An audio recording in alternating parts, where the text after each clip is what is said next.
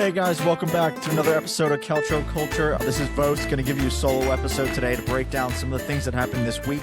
I'm recording today, March 12th, and we just had Europa League and Conference League games come to an end this afternoon. Some Italian clubs playing in there. And then wanted to give you a quick preview of the weekend because we have some really big games there in the league. So with that, if you do not follow us or if this is your first time here, go ahead and click follow, like, subscribe, give us 5 stars on all the different platforms. It's going to help us grow, and we really appreciate it. But with that, I'm going to get right into it. The first thing, Champions League on Tuesday, Atalanta lost to Bayern Munich at home 6-1. Mats and I talked about this game a little bit yesterday, so I'm going to skip over this one. If anybody is interested in hearing about it, just go back and listen to the episode we published earlier this week. But at the end of the day, Atalanta are pretty much done. There's no way they're going to come back and at Bayern and pull off a 6-goal victory. I would be very surprised. So again, not really much to talk about there. They're going to be looking at the league. What I wanted to spend a little bit more time on today, guys, is the 2 games that happened today. In the Europa League, we had Roma and Bologna play. In the Conference League, Fiorentina played Rakov in the first leg for both these games. I'm going to start with the Europa League. This game was a 1-1 game at the Dallara in Bologna. Goals in this one from Federico Bernardeschi on the Bologna side and Lorenzo Pellegrini off the bench. I think that was his first goal since January, so a big one for him. I'm kind of going into this game. This was an awesome 1-1. If you guys didn't watch, I highly recommend going back and watching it, even if you know the score, or at least check out the extended highlights. I think 1-1 was probably an accurate scoreline for this game. Maybe I think more goals probably should have gone in, but I don't think either team did more than the other. This was a very, very good game. There was a lot of chances on both sides. Daniel Malen had a really great game and created a couple chances for himself that he didn't quite convert. There was one really crazy one that went off the post. Brian Zaragoza had a very good chance early on in the game on a good counterattack. And then on the Bologna side of things, Bernardeschi and Jonathan Rowe were really the story of the game. Bernardeschi, kind of vintage version of him that we haven't seen in the league in a very long time, cutting in off the right side and then trying to curl one to the far post. He got a lot of chances there. Miles Filar really robbed him of one. But generally, this was a good game by all the players that were on the pitch. There's very few people that I can pick out that I would say didn't have an impact, or at least had a negative impact. And I think it really kind of lent itself to just be a really good game. In that way, I think both teams had a real plan in terms of how they wanted to attack each other and defend each other. And it really played out exactly in that way. I think it was very clear what was going on. And from a flow of the game perspective and tactical perspective, there were some really interesting things. I thought on the Roma side, they were really looking to play vertical and direct. And when I say that, in this game was a 3-5-2 with Malen and Zaragoza up top to start. And in possession, what they were kind of doing was pulling all the midfielders really deep and trying to get Malen and Zaragoza basically 3v2 and have that like -1 numerical advantage and play basically a long ball into one of them and hope that they would just kind of create something. And it worked a lot of the time. I will say Lukumi and Casale particularly, who has been really bad this year, had a big game. They defended really well and kind of, for the most part, took away the majority of the chances. But even then, Malen and Zaragoza did a lot of work up there, particularly Malen, and were really effective there. For Bologna, from like a flow of the game perspective, it was more vintage, I would say, than what we've seen in the recent months, right? Reliance on the midfielders, particularly in Freuler and Ferguson, to come deep and kind of control the game for them, and really just looking to play Bernardeschi and Jonathan Rowe and have them get 1v1 to either cross or then get a shot off. And a lot of the time they did both of those things. In this game, Jonathan Rowe actually had the assist to Bernardeschi, and I think that was really deserved. Where I will say Bologna maybe didn't really hit their highs was getting nothing out of the striker. I thought Castro had he didn't do anything wrong, but had a subpar game. And then Thijs Dalinga off the bench kind of ran into the same issue, couldn't really find the game. And it just ended up trying to be like a individual performances from Rowe and Bernardeschi they were really leaning on.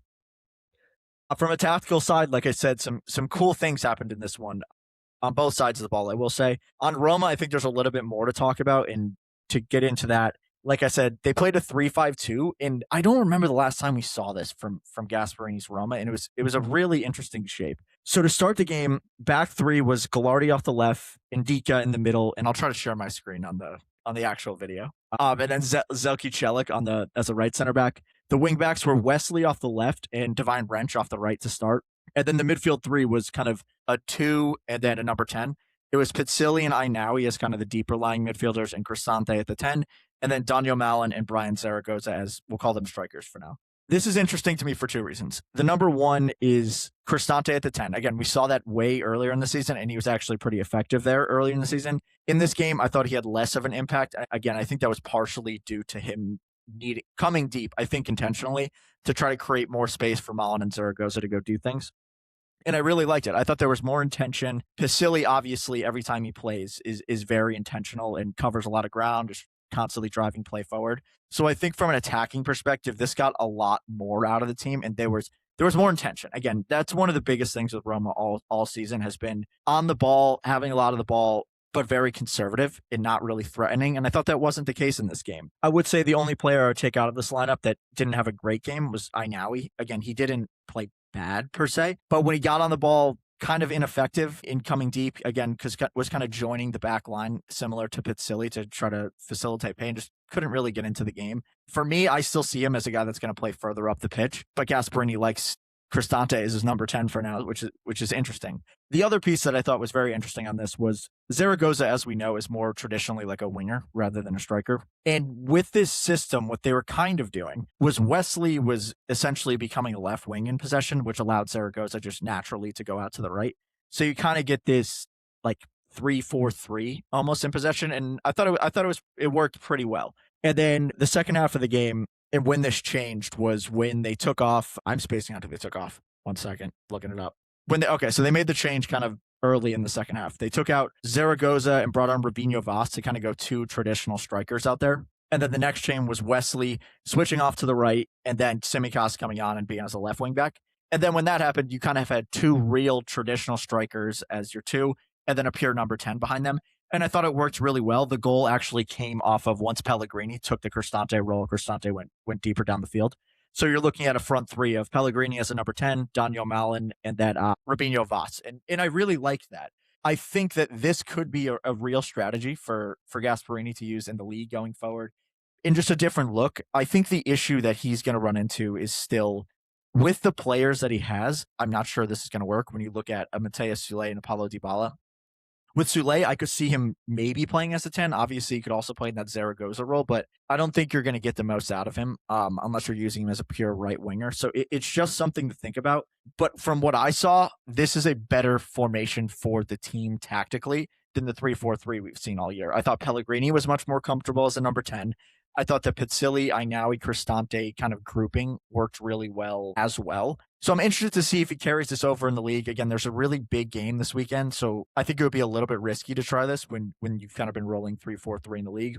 But I really liked it. And then on the Bologna side of things, like I said, we kind of saw Bologna that we expected for a lot of the season in this game. And on paper, it was a 4-2-3. For me, 4-2-3-1, kind of the same thing. And I think the big differences for me from what we've seen over the last couple months was Freuler and Ferguson playing as more of like the deep midfielders, with Pobega at the 10 worked a lot better. I think Pobega generally as the 10 does better than Ferguson because he offers a little bit more in the box kind of stuff. He's really good at making late runs, making runs from deep into the box to try to get on it. He had a great shot. Svilar had another great save.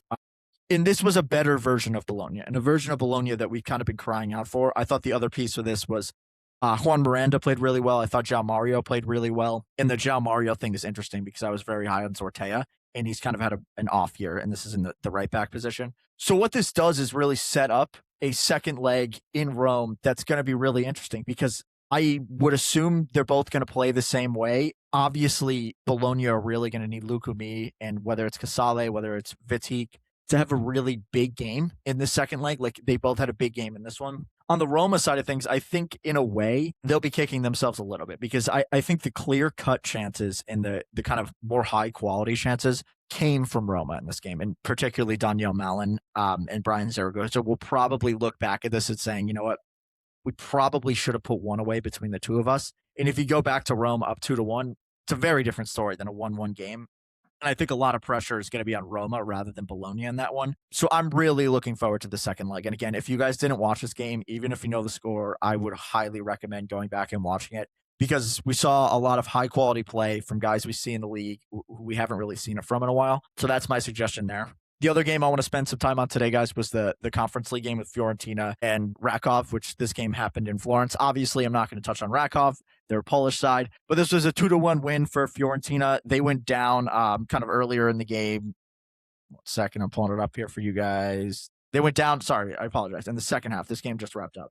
So they went down in the 60th minute, and then off of some terrible defending, I will say, from Fortini and Camuzzo, and then bounced back 2 minutes later from a Cher Indoor kind of wonder volley. It was a phenomenal hit. They really needed it, really elevated the team. And then in the 93rd minute, Albert Gudmundsson converted a penalty kick on a handball that was a really bad handball from Rakov, I will say. Dodo crossed the ball, and it was a really bad handball. The guy threw his hands up and just blocked it, and it ended up being a goal.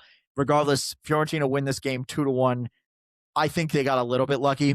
They kind of got away with one. This could have been a really different story if they go to Rakov 1-1. For a little bit of background on Rakov, in this competition, they had only conceded 3, I think it was 3 goals coming into this game. So you kind of knew what they were going to try to do, right?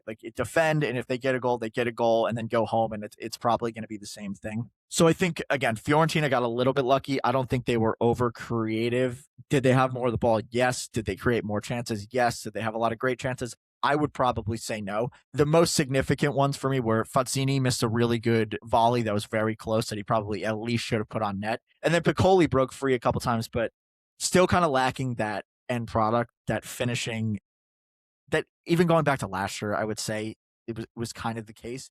And the thing with him is his movement's always good, and that's why we keep seeing him playing. You just can't really convert a lot of the chances.